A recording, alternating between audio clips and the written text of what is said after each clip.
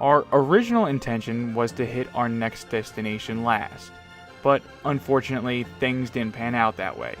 Why unfortunate? Because we figured the greatest way to end our tour would be by hitting the nation's oldest continually operating brewery. Of course, I'm talking about Yuengling.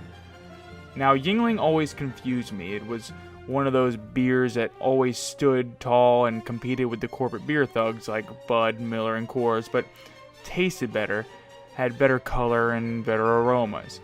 But why was this beer that competed against these titans of the beer industry lack the advertising and wasn't a publicly shared entity like the others? And the answer is simple. Because they're about the beer. All the other premium beer companies think the bottom line is first. The biggest thing that happened to Miller is a bottle change in their punch top cans. Bud has Lime-A-Ritas now and Bud Light Platinum. And Coors has those cold detection cans in an aluminum bottle. But they use these gimmicks to change the packaging and try to boost sales and put no thought into what they're actually putting inside of the packaging. Eventually I had to ask, what kind of brewery are you? They are still owned by the Yuengling family, so they aren't some big corporate thing, but they don't branch out into the craft market. They call themselves a regional brewery, which means a brewery that supplies beer in a fixed geographical location. In this case, you can only get Yuengling on the East Coast. If you want one west of Tennessee, tough luck. Yuengling might not tickle the palate of some of the more sophisticated / snobby beer drinkers, but the history and their importance to the beer industry is undeniable. If ever you have questions about how beer making has evolved, this is a good place to start. Now, I could ramble on and try to remember all the specifics of Yuengling's past and everything about the place, but I'd rather pass it on to Jennifer Yuengling. That's right, I said Yuengling is her last name. She's one of the direct descendants of the founder of the brewery. And I dare say she knows more about beer and Yuengling than I do. So, Jennifer, take it away. Okay, I'm Jennifer Yuengling. I'm the plant coordinator for our two Pottsville breweries here in Pennsylvania. Yuengling was founded in 1829 by my great-great-great-grandfather. He emigrated to Pennsylvania from Germany. Started his brewery. It was initially downtown where Pottsville City Hall now stands.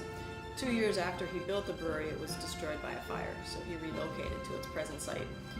You've been on the tour today, so you saw the tunnels that he dug into the side of the mountain, and the reason for that was for the natural refrigeration, so he could cool the beer. And there was also a good abundance of spring water, good soft water, which is good for brewing. So that's pretty much the reasons why he chose this site. And we believe that he chose the area, the location, is because coal mining, anthracite coal, was such a big part of life in the mid-1800s. So from 1829, it was David G. Yuengling. It's passed on to his son, and then his son. My father is the current owner of the brewery. He's been here since 1985. I have 3 sisters. Wendy and myself are the 2 who are currently involved in the business.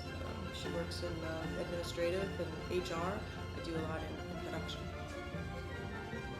My favorite beer. We have a fantastic portfolio. Of course, that's my opinion. We have 7 year-round beers. We also have 2 seasonals.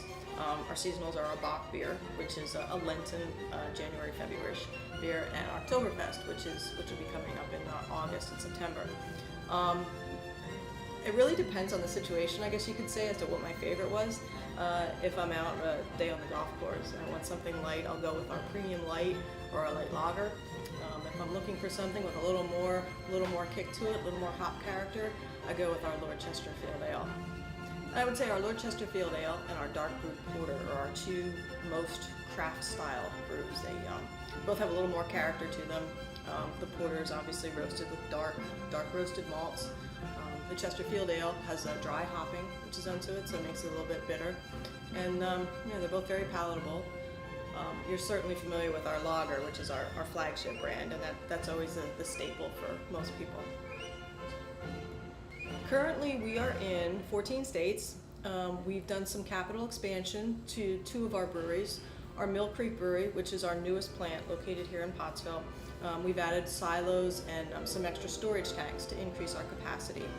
In our Tampa, Florida plant, we have put a new brew house in. So we're still working the bugs out of that, but once we're confident that we have enough capacity to expand into new territories and new markets, we hope to put those on the map fairly soon.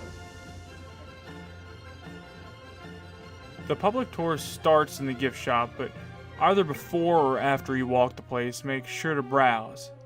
It not only has all of the Fane gear you may be looking for, but also acts as a sort of museum for the long history of this historic brew house. I'll try not to drag on. Just get out there and see it for yourself. I'm Tom Connor. Until next time.